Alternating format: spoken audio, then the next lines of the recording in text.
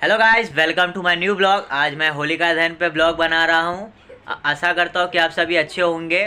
तो होलिका दहन इसलिए मनाया जाता है कि बहुत समय पहले की बात थी। ये राजा हिरण्यकश्यप नाम का एक राजा था, जो कि वो अपने आप पे बहुत घमंड करता था। उसने बहुत सालों तक तपस्या की ब्रह्मा जी की, और ब्रह्मा जी से वर लेने की कोशिश की। वह ब्रह्मा जी से कहता है कि मुझे अमर का वरदान दीजिए, पर आप नहीं देते हैं। तो वो ऐसा वरदान मांगता है ताकि वह अमर ही कहलाए। वो अब कहता है कि मुझे ऐसा वरदान दीजिए, ना कोई मुझे नर मार सके, ना कोई नारी, ना मुझे घर में मार सके, ना कहीं घर के बाहर ना शाम को और ना ही सुबह। तो ब्रह्मा जी उसकी बात मान जाते हैं और उसको वरदान दे देते हैं। इस वरदान से वह दुरुपयोग करने लगता है। वह धरती पर रहने वाले मानव जाति और जितने भी ब्राह्मण रहते हैं उनको सताने लगता है, मारने लगता है। जो उनकी पूजा करता है उनको छोड़ देता है, और जो उनकी नहीं पूजा करता है वह उनको मारता है या दंड देता है। ऐसे बहुत समय बीत जाता है तो उनके घर पे भगवान विष्णु के परम भक्त प्रहलाद का जन्म होता है। फिर जब प्रहलाद जी बड़े हो जाते हैं तब वो भगवान विष्णु की हमेशा पूजा करते रहते हैं।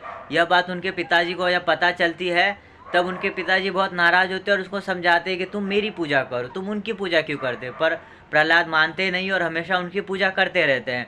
तो वह उनको मारने की कोशिश करता रहता है। एक बार वह पहाड़ पे से उनको नीचे धक्का दे देता है, फिर भी वह विष्णु भगवान के परम भक्त थे, उनकी रक्षा कर देते हैं। फिर एक जंगली हाथी को उनके ऊपर छोड़ देते हैं, पर जैसे जंगली हाथी उनके समीप जाता है, निकट जाता है, वह उनके झुक जाता है। तो वहाँ पे बच जाते हैं। पर एक दिन हिरण्यकश्यप की एक बहन रहती है जिसका नाम है होलिका।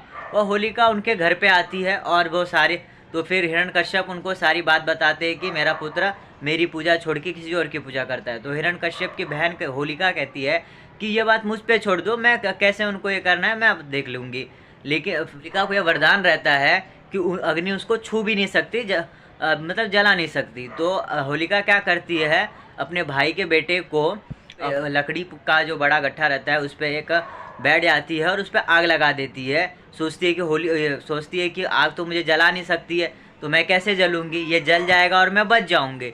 लेकिन जैसे आग लगाते हैं तो धीरे धीरे धीरे धीरे धीरे होली का जो है वो जलने लगता है, उसका शरीर जलने लगता है। तो वो चिल्लाने लगती है और धीरे धीरे करके होलिका जल जाती है और भगवान विष्णु के जो भक्त थे प्रहलाद वो बच जाते हैं। तो इससे पता चलता है कि कभी भी किसी को अपने ऊपर इतना घमंड ना करे जो उसको लेके डूब जाए। इसीलिए कहते हैं कि पाप कितना भी शक्तिशाली क्यों ना हो, हमेशा पुण्य की विजय होती है, हमेशा सत्य की विजय होती है। इस तरह भगवान विष्णु के भक्ति की विजय हुई और प्रहलाद बच गए। इसी विजय के रूप में यह होलिका हर साल मनाई जाती है और इससे माना जाता है कि पाप का पुण्य पे विजय हुआ है। Thank you gas. और इसके आगे अभी हम लोग देखेंगे कि होलिका जलाई जाती है। बहुत 2-3 जगह का मैंने देखा है, मैं आप सबको दिखाऊंगा कि होलिका कैसे जलाई जाती है, उनको कैसे सजाया गया है। और ऐसे ही होलिका जलने के बाद अगले ही नेक्स्ट डे होली मनाई जाती है। तो होली का नेक्स्ट ब्लॉग बाद में आएगा, पर होलिका दहन का वीडियो पहले आएगा। तो आप इस वीडियो को देखना और कमेंट में बताना कि आपको कैसा लगा।